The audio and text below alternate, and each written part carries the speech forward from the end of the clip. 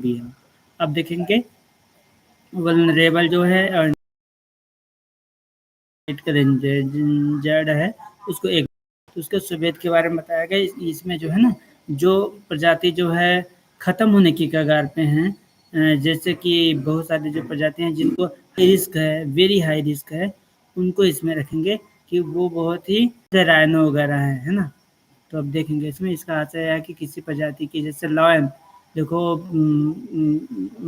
Tiger, ये सारा जो प्रजाति है हमारे यहाँ से विलुप्त होने हो रही थी ना, जिसको जो है भारत सरकार, तो इसका आशय यह है कि ना किसी प्रजाति के समझ अपने जो प्राकृतिक से जो है विलुप्त होने का जो उच्च खतरा हाई रिस्क बना होता है उसको रखेंगे वर्नेबल में और संकटग्रस्त में रखेंगे। इसका आशय यह है कि जो किसी प्रजाति हम समक्ष जो है किसी प्रजाति के जो किसी, इसका आशय यह है कि जो किसी प्रजाति कोई प्रजाति है उसका समक्ष मतलब हाई रिस्क बना हुआ है, बहुत हाई रिस्क बना हुआ है, क्योंकि जैसे कोई प्रजाति है उसका जो है ना इस धरती से विलुप्त होने के कगार पे है, तो वो भी क्रिटिकल पे है, बिल्कुल वो एंडेंजर्ड, क्रिटिकल एंडेंजर्ड में जो बिल्कुल विलुप्त हो चुका है। इसका इसी प्रजाति की जो है ना समझ उसके जो प्राकृतिक परिवेश हैं उससे जो है विलुप्त होने का अत्यधिक उच्च खतरा होता है, एक्सट्रीमली हाई रिस्क बना हुआ है, तो उसको इसमें रखेंगे। उसके बाद देखेंगे प्राकृतिक परिवेश में जो विलुप्त हो, जो प्राकृतिक परिवेश के होते हुए भी विलुप्त हो गए, एक विलुप्त को देखेंगे, एक्सीडेंटेड है ना। तो उसके बाद हम इसमें देखेंगे तो जैसे कि प्राकृतिक परिवेश में जो विलुप्त है उसका इसका आशय बताया गया है कि है ना यह प्रजाति अब ना प्राकृतिक परिवेश अर्थात जो है वन में नहीं है, कुछ सदस्य केवल कैप्टिव अवस्था या कृत्रिम परिवेश में या अपने मूल प्राकृतिक परिवेश से बाहर जीवित है, और जो विलुप्त है विलुप्त में बात ये जो है ना पर्याप्त साक्ष्य है कि मतलब किसी प्रजाति के अंतिम सदस्य की भी मृत्यु हो गई है, कि जो मतलब कोई मतलब स्पीशीज है उसका जो अंतिम प्रजाति है जो उसका अंतिम मेंबर है उसका भी मतलब भी प्रजातियां जिनकी स्थिति में सुधार हुआ है या गिरावट आई है ना। तो उसके बाद इसमें देखेंगे प्रजातियां और अपडेट स्थिति और पर्यायवास एवं अन्य विशिष्टता है। भाई मेरे को नहीं मालूम प्रजातियां जो है अपडेट स्थिति और पर्यायवास एवं जो है अन्य विशिष्टता के बारे में देखेंगे। तो प्रजातियां जो है ना वो ला गोमेरा विशाल छिपकली, इससे जो है गैलोटिया या ब्रोआना बोलते हैं, और इसका जो मतलब कोपिया पोआ कैक्टी है और उसके बाद ग्रैंड कैनेरिया विशाल छिपकली है, ये प्रजातियां हैं। अब इसका जो अपडेट स्थिति है ला गैमेरा विशाल छिपकली का, तो इंडेंजर्ड में पहले से क्रिटिकल इंडेंजर्ड में आ गया, इंडेंजर्ड में आ गया है। मतलब एक छिपकली जो ला गैमेरा विशाल छिपकली है वो अभी ना विलुप्त होने के कगार पे आ गया है, और जो को पिया पुआ कैक्टी है वो ना इस प्रजाति के जो है ना लगभग 82% पादप जो है ना विलुप्त होने के खतरे से जो है क्रिटिकल इंडेंजर्ड में चला गया, विलुप्त होने के कगार पे थे लेकिन अब वो ज़्यादा ही विलुप्त हो चुके हैं बहुत सारे मेंबर, अब थोड़े ही मेंबर बचे हुए हैं। और उसके बाद जो है ग्रैंड कैनरिया विशाल छिपकली जो है उसके बारे में बताया गया, तो ये प्रजाति जो है क्रिटिकल इंडेंजर्ड जो है पहले लिस्ट कंसर्न हो गया है ना। अब जो है इसके बाद देखेंगे पर्यायवास एवं अन्य जो विशेषता है उसमें इंडेंजर्ड में जो मतलब छिपकली है ये गोमेरा, वो कैनरी द्वीप समूह में स्पेन में पाई जाती है, कैनरी द्वीप समूह में। इसके बारे में मैंने पढ़ा था अभी वहाँ पे ना, ये बहुत ही मतलब जैव विविधता आती है। ये छिपकली ऐसी होती हैं कि पानी में भी रहती हैं और फिर जब मतलब ये ज़्यादा धूप और हाई मतलब धूप हाई अगर टेम्परेचर है उसको भी नहीं सह पाती है, पानी में भी रहती है और उस पे भी रहती है, तो दोनों पे ये रह सकती हैं। और उसके बाद जो कोकोपिया पोआ फैक्ट्री है, ये सजावटी कैक्टस है, ये चिली के जो अटाकामा तटीय रेगिस्तान है ना वहाँ पे ये बहुत ही ज़्यादा न्यूज़ में था, अभी हमने जियोग्राफी का क्लास में देखा था इसको। और उसके बाद ना ग्रैंड कैनेरिया विशाल छिपकली है, एक केंद्रीय द्वीप समूह जो स्पेन में है ना, स्थानिक सरीसृप है वहाँ पे। सरीसृप मतलब जो सांप की तरह रेंग के चलने वाला जीव होता है, वहाँ ये भी केंद्रीय द्वीप समूह का ही है ना, स्पेन में, स्पेन का है। अब देखेंगे हम ग्रैंड कैनारिया सिक्कक स्किक है ना। तो ये भी एंडेंजर्ड पहले लिस्ट कंसर्न में है, और केंद्रीय द्वीप समूह जो स्पेन है वो भी है, ये भी वहीं पे है। और जो इबीजा बाल छिपकली है, ये भी एंडेंजर्ड पहले नियर थंडर है ये। और जो है इबीजा और जो ना फार्मेनेट्रेरा द्वीप समूह है स्पेन, वहाँ पे ही है। और बेर्नियन जो हाथी है वो भी एंडेंजर्ड में आ गए हैं। और यह ना विश्व का सबसे छोटा हाथी होता है, जो बेर्नियन हाथी होता है, मैंने इसको देखा है वीडियो के माध्यम से। तो ये बहुत ही छोटा सिंपल आकार का होता है। और जो है ये बोर्निया और सुमात्रा जो महाद्वीप है ना, सब वहीं पे पाया जाता है। ये इसके जो यह जो ना चौड़े चेहरे वाला हाथी होता है, इसका जो चेहरा होता है वो चौड़ा होता है। अब हम देखेंगे sustainable finance for tiger landscape conference है ना। तो ये सुर्खियों में क्यों था? तो हाल ही में जो है एस एफ है ना, S F T L C की जो मेज़बानी जो है, मतलब sustainable finance for tiger landscape conference के, इसका फुल फॉर्म होगा ना। तो जो हाल में जो भूटान सरकार द्वारा ना इसकी मेज़बानी की गई थी, भूटान सरकार द्वारा की गई थी, इसका जो समर्थन और बाघ संरक्षण है ना, बाघ संरक्षण गठबंधन टीसीसी ने किया था। और इसके बारे में बताया था जो है, इसका जो उद्देश्य है ना, वित्तीय रणनीतियों का जो उपयोग करके ना वैश्विक भागीदारी को जो है बढ़ावा देना, और बाघ संरक्षण जो लैंडस्केप यानी जो बाघ परिदृश्य के समर्थन को ना बढ़ावा देना, ताकि जो बाघ वगैरह उनको जो है बचाया जाए, क्रिटिकल इंडेंजर्ड में ना पहुंच जाए। क्योंकि अभी हमारे यहाँ पे टाइगर रिजर्व बना, हमारे वहाँ से उनको चीता मोदी जी इंदिरा गांधी के शासनकाल से ही जो टाइगर हैं उनको हमारे यहाँ अफ्रीकाई जो है आए हैं। अब हमारे पास एशियाई जो लायन होते हैं वो है नहीं, चीता लायन है ना, टाइगर है नहीं। अब उसके बाद हम देखेंगे इसमें परिदृश्य के समर्थन को जो है बढ़ावा देना, जैसा कि ना पारो स्टेटमेंट है ना में कहा गया है। इसका लक्ष्य जो है 2034 तक जो है बाघ संरक्षण के लिए ना 1 बिलियन अमेरिकी डॉलर के अतिरिक्त धनराशि जुटाना है, ताकि जो है 1 बिलियन जो अमेरिकी डॉलर है ना, उसके उतना अगर हमारे पास धन होगा तो हम उसका संरक्षण कर पाएंगे। क्योंकि उसको संरक्षण करने के लिए बहुत सारा टेक्निक वगैरह होता है, बहुत सारी चीज़ें होती है जो संसाधन उपलब्ध करवाने होते हैं, है ना। और बाघ संरक्षण गठबंधन के बारे में, तो बाघों के जो संरक्षण के लिए ना कई संगठनों का एक स्वतंत्र समूह है।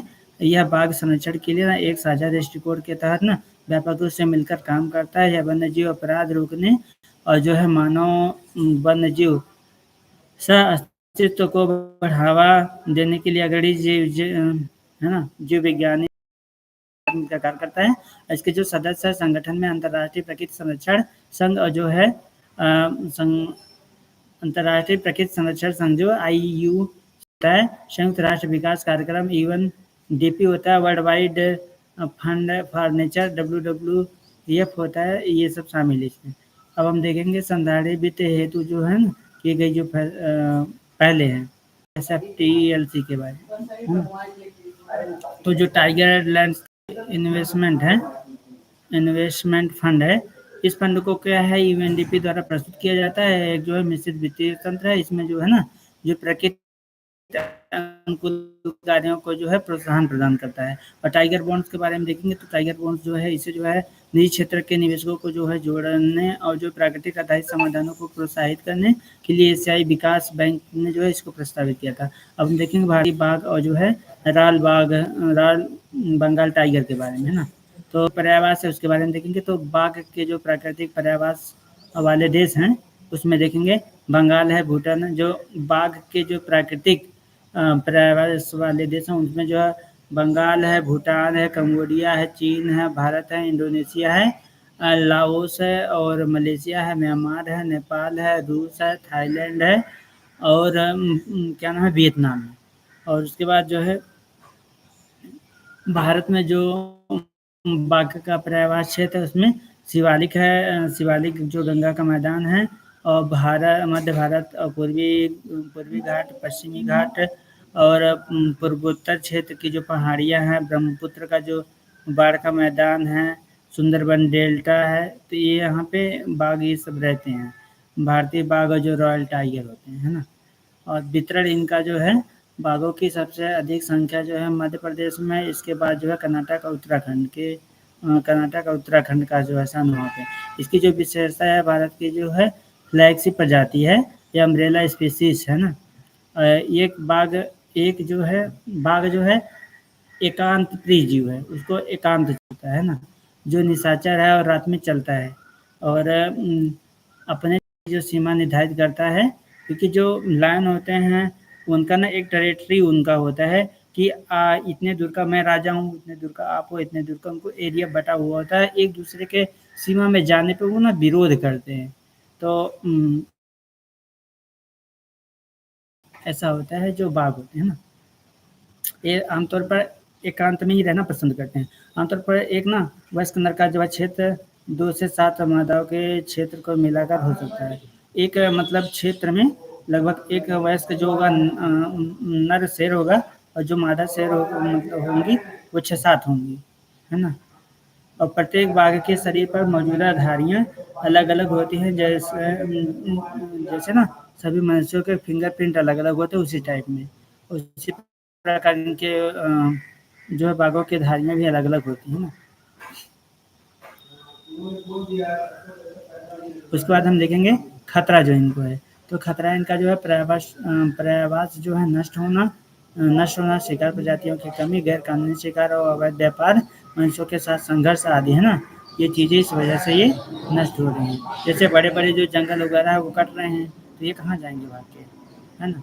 तो संरक्षण संबंधी जो प्रयास है उसमें किया गया, जो गवर्नमेंट के द्वारा, सरकार के द्वारा जो प्रयास किया जा रहा है उनको संरक्षित करने के लिए, तो उसमें जो है प्रोजेक्ट टाइगर जो 1973 में इंदिरा गांधी के शासनकाल से शुरू हुआ, यह जो है ना केंद्र प्रायोजित योजना है। इसका जो उद्देश्य है इन सीटू मतलब स्वस्थानीय संरक्षण करना, है ना। और राष्ट्रीय बाघ संरक्षण, जैसे कि कोई मान लो कोई बाघ है, उसको जो है हम अफ्रीका से ले आ रहे हैं और यहाँ एशिया में रखना चाहते हैं, तो रख सकते हैं, लेकिन उसके जैसे वहाँ पे वो जिस वातावरण में रहता था वैसा वातावरण यहाँ पे हमको चिन्हित करना होगा, तो उसी टाइप में के वातावरण में हम इसको रख सकते हैं, है ना। और राष्ट्रीय बाघ संरक्षण प्राधिकरण या जो है ना एक वैधानिक निकाय है, इसका गठन 2006 में जो प्रोजेक्ट टाइगर के प्रशासित करने के लिए ना WPA जो है 1972 में संशोधन किया गया था। यह जो है भारत का राष्ट्रीय पशु है ना। और यह इससे जो है ना इसका जो निगरानी वो डिजिटलीकरण प्रणाली है। और ग्लोबल टाइगर इनिशिएटिव 2008 में जो है विश्व बैंक का एक यह बैंक ना बैंक की एक पहल है ये। ग्लोबल टाइगर फोरम एक अंतर्राष्ट्रीय अंतर सरकारी निकाय है। अन्य जो उपाय हैं उसमें कन्वर्सेशन एशियाड टाइगर स्टैंडर्ड्स, विश्व वन्यजीव कोष की टाइगर अलाइव अवाहल आदि, है ना। अब देखेंगे वन्यजीव संशोधन अधिनियम 2022 के तहत किए गए संशोधनों के अनुसार सीट्स की जो है परिशिष्ट में शामिल सभी प्रजातियां अब इस अधिनियम के अनुसूची 4 के तहत सूचीबद्ध की गई हैं। और संबंधित जो शब्दावली है, बाघ परिदृश्य टाइगर लैंडस्केप, है ना। बाघ परिदृश्य जो बाघ परिदृश्य हैं उन परिस्थितियों रूप से जुड़े परिस्थितियों रूप से जुड़े क्षेत्रों का व्यापक दायरा है, जहाँ जो है बाघ का जो प्राकृतिक आवास होता है। वर्तमान में जो है एशिया में जो है बाघों की जो मूल प्रदेशों के जो है 8% से भी कम हिस्से तक सीमित रह गया है। अब देखेंगे जो भारत में जो बाघ प्रदेश है उसमें देखेंगे शिवालिक पहाड़ियाँ, और जो है गंगा का मैदान है, फिर उत्तर भारत की जो पहाड़ियाँ, ब्रह्मपुत्र बाढ़ का जो मैदान है, सुंदरबन है। अभी मैंने इसका एरिया बताया था। मतलब जो मध्य भारत है, पूर्वी जो घाट है, पश्चिमी घाट है, यहाँ पे ये रहते हैं। अब उसके बाद देखेंगे इंटरनेशनल बिग कैट अलायंस, जो इंटरनेशनल जो बिग कैट हैं उसके बारे में देखेंगे, है ना। तो बिग कैट के बारे में देखें, जो केंद्रीय मंत्रिमंडल है वो IBCA की स्थापना जो है संबंधित फ्रेमवर्क समझौते पर जो है हस्ताक्षर और अभिपुष्टि करते हुए ना इसकी सदस्यता ग्रहण करने की जो है ग्रहण करने के प्रस्ताव को मंजूरी दी है। इंटरनेशनल जो बिग कैट्स अलायंस है ना, उसके बारे में देखेंगे, IBCA के बारे में देखेंगे। तो इसकी जो उत्पत्ति है 2023 में ना, भारतीय प्रोजेक्ट टाइगर के जो है 50 साल पूरे हों, जो 1973 से 2023 में जो है 50 साल पूरे हो गए थे ना। तो इस अवसर पर जो है भारत के जो IBCA की शुरुआत की गई थी, और जो है भारत के अलावा जो है निकारागुआ, और निकारागुआ की राजधानी है मानागुआ, है ना। निकारागुआ, इस्वातिनी और जो है सोमालिया भी जो है इसमें IBCA में शामिल हो गए हैं, और जो इसका मुख्यालय है वो भारत में है। इसका उद्देश्य है जो है बी कैट्स की जो 7 प्रजातियां हैं ना, उसको उनके पर्यावास के जो है संरक्षण और जो वैश्विक सहयोग को जो है मजबूत करना। और ये 7 जो प्रजातियां हैं उसमें जो है बाघ है, शेर है, और हिमतेंदुआ है, तेंदुआ है, चीता है, जगुआर है, पूमा है ना। तो ये सारी चीज़ें। और भारत में जो प्यूमा है कि भारत में जो है प्यूमा और जगुआर नहीं पाया जाता है भारत में। ये दोनों प्रजाति नहीं पाया जाता है। जो शेष 5 है वो कैट्स वो पाए जाते हैं। अब उसके बाद देखेंगे IBCA जो बहुराष्ट्रीय बहुएजेंसी गठबंधन है, इसके भागीदार कई लोग हैं। तो इसमें देखेंगे जो बिग कैट्स के जो पर्यावास है वो 95 देश हैं, और उसमें जो है वे देश हैं जहाँ जो है बिग कैट्स की जो प्रजातियाँ नहीं पाई जाती हैं, लेकिन उनका संरक्षण में जो है अभी रुचि रखते हैं वो लोग। उसका संरक्षण करने के लिए वो लोग बहुत ही ललायत रहते हैं, उनको संरक्षण करना चाहते हैं, उनका रख रखाव करना चाहते हैं। संरक्षण भागीदारी और गठबंधन वैज्ञानिक संगठन, उसके बाद देखेंगे संयुक्त राष्ट्र के जो सभी सदस्य देश हैं उसमें BCA के सदस्य बनने के लिए ना पात्र है। संयुक्त राष्ट्र के जो सभी सदस्य देश है IBCA के जो सदस्य बनने के लिए पात्र है। पात्रता सबको कोई भी बन सकता है। और उसके बाद हम देखेंगे 9 अंतर्राष्ट्रीय संगठनों में भी जो है IBCA का जो है भागीदार संगठन बनने के लिए ना सहमति व्यक्त किया है।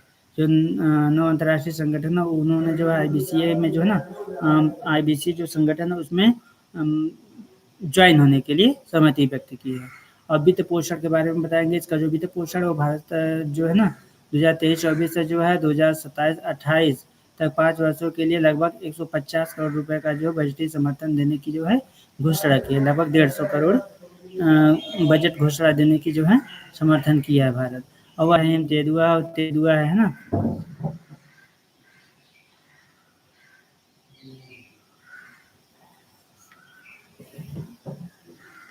तेंदुआ है, और उसका नियर थंडर है, थंडर है, जो जगुआर है वो ना, और लिस्टन कंसर्न जो प्यूमा है। भारत में जो है बिगर्स की जो है 5 प्रजाति जो है वन्यजीव संरक्षण अधिनियम 1972 की जो अनुसूची है 1 और 4, तथा जो सिटीज की जो परिशिष्ट है उसमें ना एक में सूचीबद्ध किया गया है इसमें। उसमें देखिए हाथी की गणना ना। अब हाथी की गणना के बारे में पढ़ेंगे तो थोड़ा सा 1 मिनट रुको, मैं आता हूँ। Just wait 1 minute.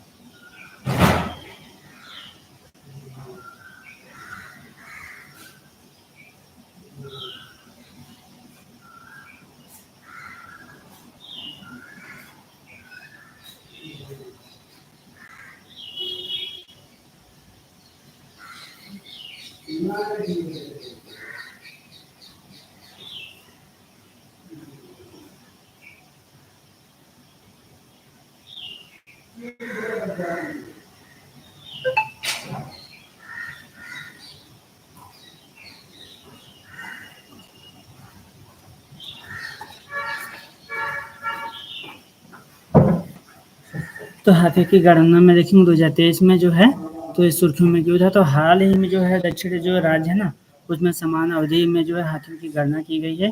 कि हाथियों की जो है गणना की गई कि कितने हाथी है ना। तो हाथी गणना रिपोर्ट के जो मुख्य बिंदु हैं उस पर नजर डालेंगे। तो कर्नाटक में लगभग 6000 से अधिक जो है हाथी मौजूद हैं। ये दक्षिण राज्यों में जो है ना शीर्ष स्थान पर है, दक्षिण राज्यों में। अब किशोर जो हाथी हैं उसमें 10 वर्ष और उससे कम आयु के जो हाथी हैं उच्च मृत्यु दर उनका जो है ना 40% व्याप्त है।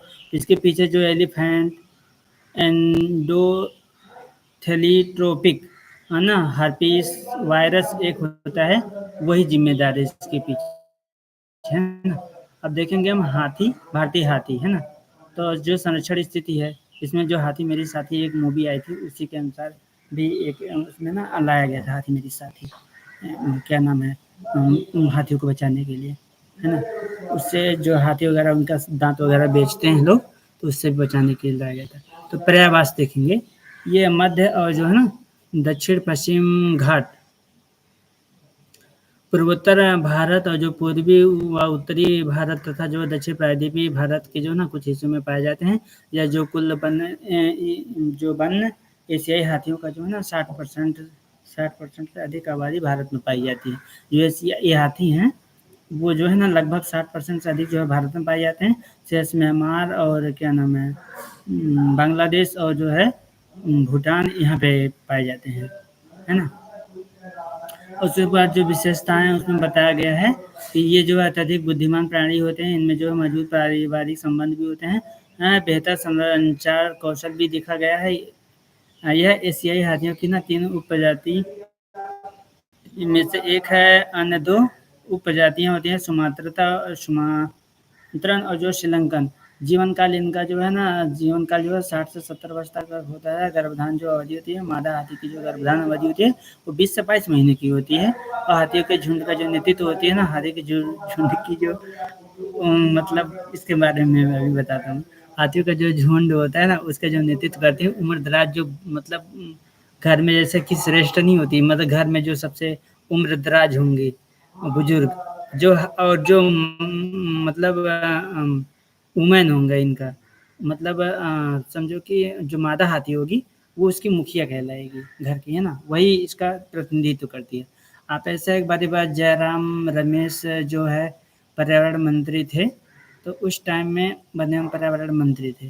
तो उस टाइम में रेलवे पटरी के पास जो है ना एक हाथी मतलब ट्रेन से दब कर के मर गई थी। तो उस टाइम में जो है ना जो उसका हाथी था, तो उसके हाथ में से हाथी क्या है कि ग्रुप में चलते हैं। जो भारतीय हाथी हैं, वो सब ग्रुप में चलते हैं, जबकि अफ्रीकियन जो हाथी होते हैं, वो ग्रुप में नहीं चलते। तो एक बार की बात है कि जो है एक बारी जयराम रमेश जो कांग्रेस सरकार थी, मनमोहन सिंह की सरकार थी, तो उसमें जो है ना वो इकोलॉजी एंड एनवायरनमेंटल मिनिस्ट्री उनके पास था। तो वो जो है रेलवे ट्रैक बिछ रहा था, तो वहाँ रेलवे ट्रैक का काम भी हो रहा था और रेलवे बगल में रेलवे की पटरी भी थी। तो वहाँ पे जो है काम चल रहा था, तो ट्रेन उधर से आ रही थी और इधर से हाथी जो है ना मतलब फैमिली के साथ जो है क्रॉस कर रहे थे वो अ, क्रॉस कर रहे थे रेलवे ट्रैक को, लेकिन हाथी ये लड़ गई ट्रेन से और हाथी की मृत्यु हो गई। तो जो शेष 3 हाथी थे ना, 2 बच्चे थे उसके और एक मादा हाथी थी, एक नर हाथी था। तो उसका जो बच्चे थे ना वो मतलब और उसकी जो एक हाथी भी बची थी, वो ना मतलब बैठ के वहाँ पे बगल में रो रहे थे वो तीनों। तो ऐसा देखा जाता है इनके अंदर भी मतलब पारिवारिक जो सद्भावनाएँ हैं ना, इनके अंदर होती हैं। तो क्योंकि उनको उनका एक परिवार इनसे बिछड़ गया था, इस वजह से वो हाथी वहाँ से खिसकने को राज़ी नहीं हुआ। लेकिन जब उस हाथी का अंतिम कार्यक्रम करवाया गया, उसके बाद वो हाथी वहाँ से गए उठ कर के, जब उसको ले गए वहाँ से लोग, वन जीव अभयारण्य वाले, है ना?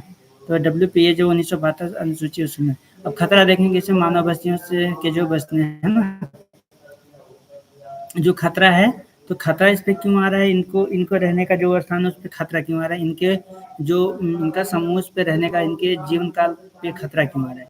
तो इसलिए क्योंकि मानव जो बस्तियाँ हैं वो ज़्यादा बसने लगी हैं और किसी उद्योगों का विस्तार हो रहा है, वनों की जंगल की कटाई हो रही है, बहुत सारे जंगल काट दिए जा रहे हैं, तो हाथी कहाँ जाएँगे? क्योंकि छोटे-छोटे जगह पे तो रह नहीं सकते, क्योंकि इनको बड़ा जंगल चाहिए होता है, फिर इनको शिकार का खाना-वाना शिकार तो ये करती नहीं वैसे। क्या नाम है, ये तो वेजिटेरियन होते हैं शायद, है ना? और मानव हाथी जो संघर्ष है, मानव हाथी के बीच में अवैध शिकार भी लोग कर रहे हैं, इनका दाँत वगैरह काट के ले जाके बेच देते हैं, है ना? तो आदि के कारण जो हाथी का जो पर्यावरण है, वो सिकुड़ते चला जा रहा है, वो धीरे-धीरे बढ़ता चला जा रहा है। अब जो संरक्षण संबंधी प्रयास है उसमें देखेंगे तो हाथी परियोजना एक आया था 1992 में शुरू की गई थी और हाथी की जो संख्या वाले जो 14 राज्य उसमें 33 हाथी रिजर्व जो है स्थापित किए गए हैं, है ना? अब देखेंगे एशियाई हाथी और अफ्रीकी हाथी में क्या अंतर है? तो अब देखेंगे उसमें ना एक सामान्य हाथी, एक वन हाथी है और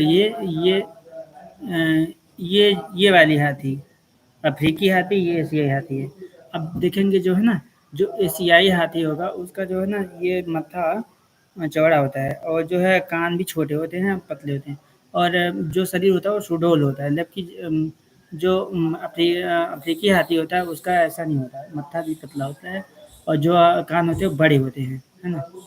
अब देखेंगे इसमें आकार, है ना? आकार में ये जो एशियाई हाथी होता है ये छोटे आकार के होते हैं, इनका वज़न जो है 3000 से 6000 किलोग्राम के बीच होता है। जबकि जो अफ्रीकी हाथी होते हैं ये बड़े आकार के होते हैं, इनका वज़न 4000 से 8000 किलोग्राम तक होता है। और जो कान इसका होता है गोलाकार व छोटे कान होते हैं एशियाई हाथी का और अफ्रीकी हाथी का पंखाकार व बड़े कान होते हैं। और जो त्वचा होती है एशियाई हाथी का वो अपेक्षाकृत मुलायम त्वचा होती है और जो अफ्रीकी हाथी होती है वो त्वचा अधिक उसकी जो है उसके त्वचा पे झुर्रियाँ वगैरह दिखाई देंगी और जो फरहेर का या जो माथा होता है इसका हमारे हाथी का वो जुड़वा गुंबद वाला सिर होता है ना? वो थोड़ा-सा और जो इसका क्या नाम है? अफ्रीकी हाथी है इसका जो है जो सर है वो गुंबद सिर होता है और दाँत हमारे जो मतलब एशियाई हाथी होती है उनका होता है केवल ना कुछ जो है नर एशियाई हाथियों के जो है दाँत होते हैं, हाथिनियों के दाँत नहीं होते, केवल मूल प्राथमिक दाँत पाए जाते हैं। आप लोग और जो अफ्रीकी हाथी हैं, उनके अफ्रीकी हाथियों में जो है अफ्रीकी हाथी जो हाथिनी दोनों के दाँत होते हैं। आप ऐसा देखेंगे कि जो ये एशियाई हाथी होते हैं, जो अफ्रीकी हाथी होते हैं, तो जो एशियाई हाथी होती है ना, ये मतलब एक पारिवारिक कल्चर से जुड़ी होती हैं। इनको इनका ना बहुत मतलब सेंसिटिविटी होती है, जो मतलब अपने परिवार को समायोजित करके चलती हैं। जबकि जो अफ्रीकी हाथी है, तो वो ना वो एकांत में ही अकेले ही कहीं पे भी चली जाती है। जबकि जो एशियाई हाथी होते हैं, वो झुंड में चलती है पारिवारिक लहजे के साथ।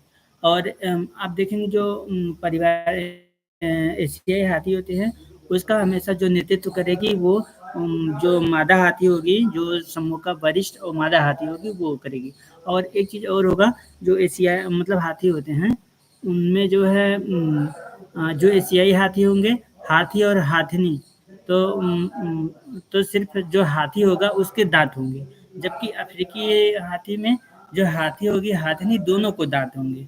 और जो एशियाई हाथी होते हैं आप देखेंगे जैसे मैन में देखेंगे मैन में देखेंगे आप लोगों में देखेंगे तो अभी देखेंगे जैसे कि औरतें ज़्यादा मतलब सच्ची समझती हैं इस तरीके से। लेकिन जानवरों में क्या है कि जो मतलब हाथी में जैसे देखेंगे जो आदमी है वो जो हाथी में जो हाथी है वो दाँत रखता है, जो शेर होता है वो दाढ़ी जैसा रखता है, और जो लायन होता है शेर मतलब नर होता है उसके यहाँ पूरा चितकबरा होता है, हाथी जो लेडी मादा होती है उसको कम होता है। तो ये चीज़ें जो है सजने की परंपरा जो है नरों में होता है, जो विशेषकर जो स्पेसीज़ होती है उसमें, है ना? अब हम देखेंगे state of the rhino. Rhino के बारे में, राइनो भी इंडेंजर्ड ज़ोन में आ चुका है ना, तो इसके बारे में देखेंगे। तो इंटरनेशनल राइनो फाउंडेशन है ना, फाउंडेशन के बारे में बताया गया तो इसमें जो है स्टेट ऑफ द राइनो 2024 की रिपोर्ट उसके बारे में बताया गया। अन्य संबंधी जो तथ्य इसमें IRF ना विश्व भर की जो गैंडा प्रजाति के जो अस्तित्व को बचाने के लिए कार्य कर रहा है। इस संगठन की जो है स्थापना 1991 में इंटरनेशनल ब्लैक राइनो फाउंडेशन के रूप में ना की गई थी। और ये रिपोर्ट के जो मुख्य बिंदुओं पर एक नज़र डालेंगे तो जो राइनो की जो सभी 5 प्रजातियों को मिलाकर दुनिया में जो है लगभग 28,000 गैंडे शेष बचे हुए हैं, क्योंकि बहुत सारे गैंडे मारे जा चुके हैं पूरी दुनिया में, है ना? और अब 2022-23 के बीच जो है अफ्रीका में गैंडों की जो अवैध शिकार जो है 4% वृद्धि हुई है, ज़्यादा से ज़्यादा गैंडे मारे जा रहे हैं।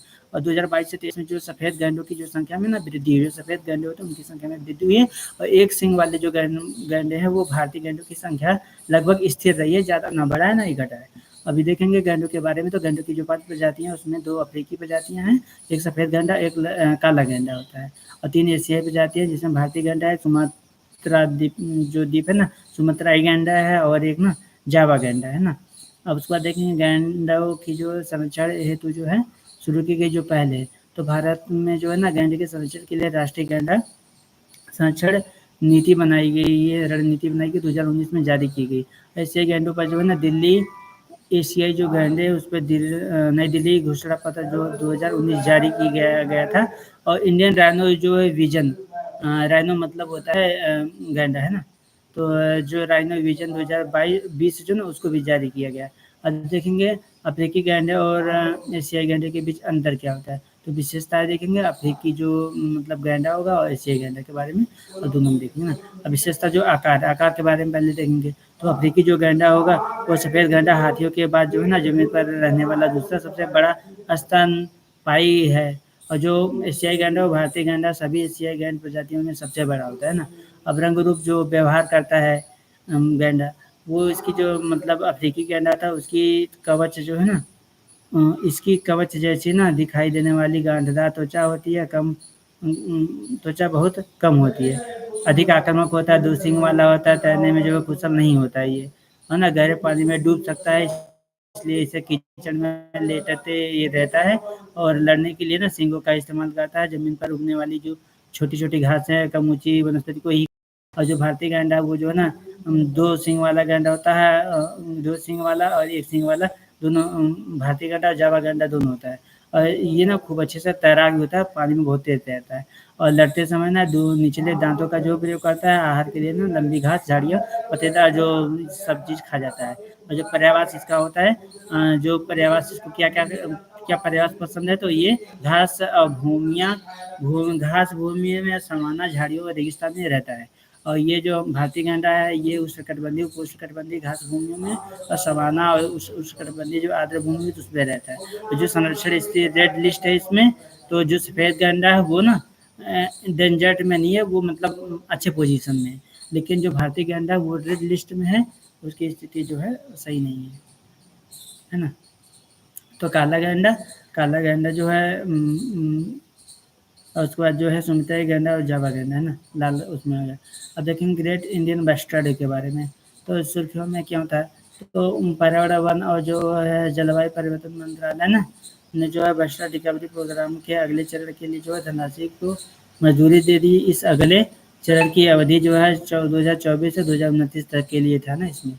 और बस्टर्ड रिकवरी के बारे में देखें, बस्टर्ड रिकवरी प्रोग्राम के बारे में देखें तो इसमें शामिल जो प्रजातियाँ हैं इस प्रोग्राम के, जो ग्रेट इंडियन बस्टर्ड और जो लेसर फ्लोरिकन बस्टर्ड की जो है ना 4 प्रजातियाँ, इसमें जो 4 प्रजातियों में से 2 को शामिल किया जाएगा। और जो भारत के जो बस्टर्ड की 4 प्रजातियाँ इसमें पाई गई है, इसमें भारत के जो है बस्टर्ड की जो 2 प्रजातियाँ हैं, जिसमें जो है बंगाल का एक फ्लोरिकन है और एक मैकिन बस्टर्ड है ना। और जो इसकी पृष्ठभूमि है, इस प्रजाति के लिए जो है रिकवरी योजना सबसे पहले 2013 में राष्ट्रीय बस्टर्ड रिकवरी योजना के तहत जो है शुरू की गई थी। बाद में 2016 में इसे जो है ना बस्टर्ड रिकवरी प्रोजेक्ट नाम दिया गया था। अब जो है इस प्रोजेक्ट की अवधि को जो है ना 2033 तक बढ़ा दिया गया है। और यह प्रोजेक्ट चलाया गया जा रहा है कि जो भारतीय वन्यजीव संस्थान है और जो वित्त पोषण एजेंसियां हैं, राष्ट्रीय प्रतिपूरक वन रोपण निधि प्रबंधन एवं योजना प्राधिकरण है। उसके बाद देखेंगे जो वित्त पोषण जो एजेंसी उसके बारे में हमने देख लिया। अब भागीदारी जो एजेंसियां उसमें पर्यावरण है, वन एवं जलवायु परिवर्तन मंत्रालय है, राजस्थान वन विभाग है, गुजरात और महाराष्ट्र वन विभाग है।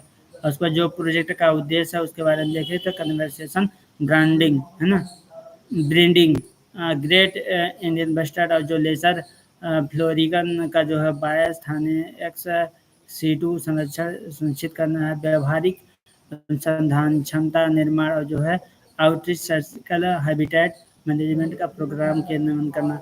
इसकी जो सहयोग एजेंसी जिसको सहयोग कर रही है उसमें जो है बॉम्बे नेचुरल हिस्ट्री सोसाइटी है। यह जो है 1883 से प्राकृतिक संरक्षण के कार्य को जो है बढ़ावा दे रही है। अन्य जो है उसमें इंटरनेशनल फंड फॉर हैबरा कंजर्वेशन है, रेनुको कार्बेट फाउंडेशन है, ह्यूमन सोसाइटी इंटरनेशनल जावियर। इसके बारे में इतना पूछता नहीं है। लेसर फ्लोरिकन के बारे में देखें, लेसर फ्लोरिकन बस्टर्ड फैमिली से यह सबसे छोटा पक्षी है। ये आ सकता है क्योंकि ये डेंजर सूची में आ रही ना। संरक्षण समिति इसकी जो है, उसके बाद WPA 1972 के बारे में अनुसूची जो उसमें ये पर्यावास स्थान, जो पर्यावास स्थान इसका, ये राजस्थान, गुजरात और मध्य प्रदेश और आंध्र प्रदेश और तथा महाराष्ट्र में रहता है। और खतरे के इसके प्रजनन स्थलों में जो है ना कीटनाशक का उपयोग होता है। असामयिक घास की जो है कटाई और पशुओं खतरा इसको जो है प्रजनन स्थलों में जो कीटनाशक का उपयोग ज़्यादा, जैसे लोग कीटनाशक यहाँ पे रहता है ज़्यादा कीटनाशक का उपयोग लोग कर लेते हैं जैसे की चीज़ें। और जो असामयिक घास का जो कटाई हो जाता है और पशुओं द्वारा अत्यधिक चराई के कारण जो है घास, छोटे-छोटे किसी घास के मैदान जो है वो ख़त्म होते जा रहे हैं। तो ये खतरा है इसके लिए, है ना। अब ग्रेट इंडियन बस्टर्ड के बारे में देखेंगे तो इसका जो पर्यावास है और संरक्षण की जो स्थिति है ना, तो उसमें देखेंगे तो यह भारत के उपमहाद्वीप की जो है स्थानिक और या जो है ना एंडेमिक पक्षी प्रजाति है। भारत में इसकी जो अधिकांश आबादी राजस्थान और गुजरात में पाई जाती है। इसकी जो संख्या महाराष्ट्र, कर्नाटक और आंध्र प्रदेश में मिलती है ना। अ, एक ग्रेट इंडियन बस्टर्ड है, ठीक है। अब इसका जो संरक्षण संबंधी जो प्रयास है उसमें देखेंगे इसके जो प्रमुख पर्यावास हैं, उसमें जो है पर्यावास क्षेत्र को जो है राष्ट्रीय उद्यान अभयारण्य के रूप में मतलब सूचीबद्ध किया गया है। जैसे जो है मरुस्थल राष्ट्रीय उद्यान है और राजस्थान में, और नलिया जो है घास का मैदान है, लाल बस्टर्ड वन्यजीव अभयारण्य है, यहाँ वहाँ पे पाए जाते हैं। राजस्थान में जो है GIB संरक्षण प्रजनन केंद्र कार्यरत है। और जैसलमेर में जो है राष्ट्रीय प्रजनन केंद्र में जो है कृत्रिम गर्भाधान भी करवाया जाता है इसके साथ में, ताकि मतलब और बच्चे पैदा कर सके। अबू धाबी में स्थित जो नेशनल एवियन रिसर्च सेंटर है में कर्मियों को जो है कृत्रिम प्रजनन तकनीकों का प्रशिक्षण दिया गया है। इसका जो खतरा है उसमें जो है इसका शिकार ज़्यादातर हो रहा है, विद्युत लाइन से टकरा करके भी मर जा रहे हैं। और ऑर्गेनोफॉस्फेट कीटनाशक आदि जो मतलब लोग खेत में मार देते हैं, खा लेता है, तो इससे इसकी ये स्पीशीज रिकवरी प्रोग्राम के अंतर्गत शामिल 22 प्रजातियों में से एक है ना। और जिसकी विशेषताएं हैं, इसमें बताया गया यह पक्षी लंबे घास से युक्त किसी भूमि क्षेत्र आदि में पाया जाता है, या जो है सर्वाहारी पक्षी है। ये मांस और मतलब वेज वेज और नॉन वेज दोनों खाता है ना। और ग्रेट इंडियन बस्टर्ड जो है सामने की जो है अधिक दूर तक नहीं देख पाता, मतलब अगर सामने इसको कोई चीज़ है तो दूर तक नहीं देख पाता है। और नर ग्रेट इंडियन बस्टर्ड में जो ना गुलर पाउच है, गले के जो है एक थैलेनुमा संरचना होता है उसको बोलते हैं, और जिसमें जो है हवा भरकर जोर से ना ये आवाज़ निकालते हैं ताकि मादा पक्षियों को आकर्षित किया जा सके उनको लुभाने के लिए, है ना। लाइन मारता है ये। और उसके बाद प्रजाति नवजात के जो है पालन पोषण और जो है उनकी देखभाल में कोई भूमिका नहीं निभाते हैं। अब देखेंगे जो संबंधित सुर्खियाँ उसमें GIB के पर्यावास वाले इलाके में जो है बिजली लाइनों पर प्रतिबंध के संबंध में सुप्रीम कोर्ट का जो आदेश है। हाल ही में जो सुप्रीम कोर्ट ने जो है ना ग्रेट इंडियन बस्टर्ड GIB के बारे में, ग्रेट इंडियन बस्टर्ड के बारे में जो है पर्यावास वाले इलाके में जो है ओवरहेड हाई वोल्टेज जो बिजली लाइन तार है उसको ज़मीन में बिछाने के लिए आदेश दिया गया है। हाँ, उसको और सुप्रीम कोर्ट ने जो है हालिया फैसले में कहा है कि जो GIB मतलब पर्यावास वाले जो इलाकों में ना उसमें हाई वोल्टेज का जो तार है, बिजली की लाइन उसको भूमिगत किया जाए। और सुप्रीम कोर्ट ने इसके बारे में विशेष समिति का जो है गठन किया, जिसमें GIB की जो प्राथमिकता वाले इलाके उनको पहचान करके उनके पर्यावास ओवरहेड की जो भूमिगत विद्युत लाइन को इस संभावना को ना कम किया जा सके, ताकि वो नीचे से लाइन बिछाए ताकि उनको में टकरा के कोई दिक्कत ना हो ना। अब मगरमच्छ संरक्षण परियोजना एक है ना, तो मगरमच्छ संरक्षण परियोजना के बारे में तो सुर्खियों में क्या होता है, तो ये जो है भारत की जो मगरमच्छ है संरक्षण परियोजना, इसमें है ना कि जो 50 वर्ष पूरे हुए। पहले मगरमच्छ जो है ना एंडेंजर्ड के रूप में आ गया था, तो इसको बचाने का जो कवायद थी वो 50 वर्ष पहले से ही चालू हो गई थी। मगरमच्छ जो संरक्षण परियोजना उसको ना 1975 भारत ने जो है ना 1975 में उड़ीसा के भितरकनिका राष्ट्रीय उद्यान में जो मगरमच्छ संरक्षण परियोजना शुरू की थी। और यह जो परियोजना संयुक्त राष्ट्र विकास कार्यक्रम UNDP और संयुक्त राष्ट्र के खाद्य एवं कृषि संगठन के सहयोग से आरंभ की गई थी, है ना। और जो भितरकनिका राष्ट्रीय उद्यान के बारे में, तो उड़ीसा में जो है स्थित एक जो है रामसर आर्द्रभूमि स्थल है। यहाँ पे सुंदरबन के बाद जो है भारत का दूसरा सबसे बड़ा मैंग्रोव पारिस्थितिक तंत्र यहाँ पे हुआ था। और यह जो है ना मूल रूप से खाड़ियों और नहरों का जो एक नेटवर्क है। यहाँ पे नेटवर्क ब्राह्मणी, बैतरणी, धर्मा और पाठशाला नदियों का जो है पानी इसमें भर जाता है। यहाँ पे जो है ना यहीं पे ये रहती है। और यहाँ पे जो है जलीय मॉनिटर, छिपकली, अजगर, लकड़बग्घे जो होते हैं, खारे पानी के जो मगरमच्छ होते हैं, ये सब पाए जाते हैं। यहाँ खारे पानी के मगरमच्छ की सबसे बड़ी आबादी भी मिलती है। मगरमच्छ के बारे में, तो मगरमच्छ जो है ना कशेरुकी मतलब सरीसृप वर्ग की जो है सबसे बड़ी जो परजीवी जीवित प्रजाति है ना। और पर्यायवाची इसका जो है खारे पानी की एक प्रजाति को छोड़कर लगभग सभी मगरमच्छ जो है ना मगरमच्छ प्रजातियां मुख्य रूप से जो है मीठे पानी के जो है दलदल और झीलों में रहते हैं। व्यवहार में देखा गया है तो जैसे यह सरीसृप जो है अधिकतर रात्रिचर होता है और मगरमच्छ ना किलोथर्मिक जीव होते हैं। और किलोथर्मिक जो जीव अपने शरीर पर क्या करते हैं, तापमान को ना केवल एक सीमा तक ही निर्धारित करते हैं। जैसे मैंने आपको वहाँ बताया था ना, इस पर इनका जो बताया था अभी द्वीप, वहाँ पे है ना। अब घड़ियाल के बारे में देखेंगे तो घड़ियाल की संरक्षण स्थिति पर्यावास साफ हवा तीव्र प्रवाही जल वाली नदी का जो पर्यावास होगा। भारत में जो है चंबल पर्यावास जो है वहाँ पे भारत में जो है चंबल का जो डाकुओं का झुंड है, चंबल का आप सुने होंगे नाम। तो चंबल का जो नदी है वहाँ पे छोड़ा गया है, वहाँ पे भी रहते हैं। और गिरवा नदी है, घाघरा नदी में भी रहते हैं, सोन नदी में रहते हैं, गंडक नदी में रहते हैं। और इसकी जो विशेषता है उसमें बताया घड़ियाल नाम जो है ना, उनके थूथन में जो है जो घड़ियाल होते हैं उनके थूथन में क्या होता है कि एक ना बल्बनुमा जो है नाप की जो है मौजूदगी होता है। लेकिन जो घड़ियाल होता है उसके मुंह में देखे कैसे होता है, ये जैसे किल जैसा है ना।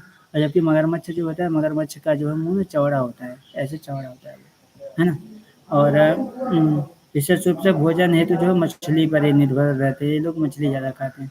अब हम देखेंगे अगला कवक मान्यता प्राप्त संरक्षण, यहाँ से हम कल पढ़ेंगे, ठीक है। आज के लिए धन्यवाद।